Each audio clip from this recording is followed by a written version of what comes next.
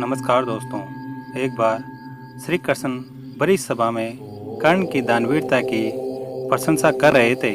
अर्जुन भी उस समय सभा में उपस्थित थे।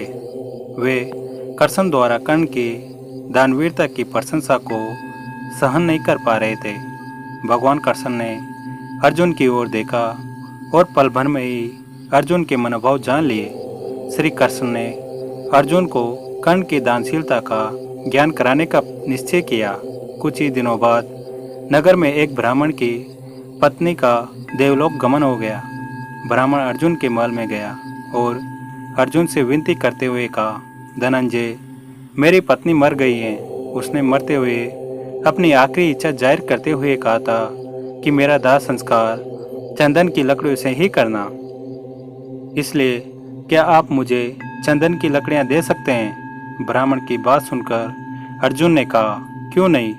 और अर्जुन ने तत्काल कोषाध्यक्ष को तुरंत 25 मन चंदन की लकड़ियां देने की आज्ञा दे दी।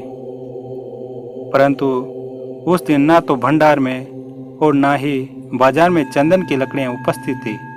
कोषाध्यक्ष ने आकर अर्जुन को सारी व्यथा सुनाई और अर्जुन के समक्ष चंदन की लकड़ियां ना होने की असमर्थता व्यक्त की। अर्जुन ने भी ब्राह्मण को अपनी लाचारी बताकर खाली हाथ वापस भेज दिया।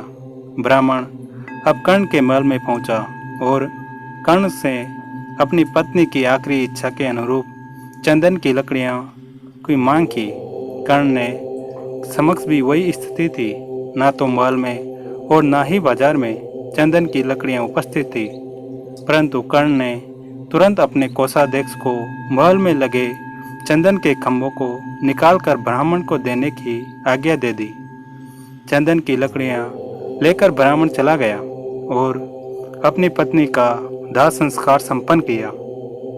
शाम को जब श्री कृष्ण और अर्जुन टहलने के लिए निकले तो देखा वही ब्राह्मण शमशान पर कीर्तन कर रहा है।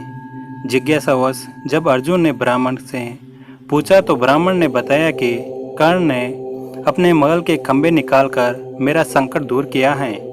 भगवान उनका भला करे।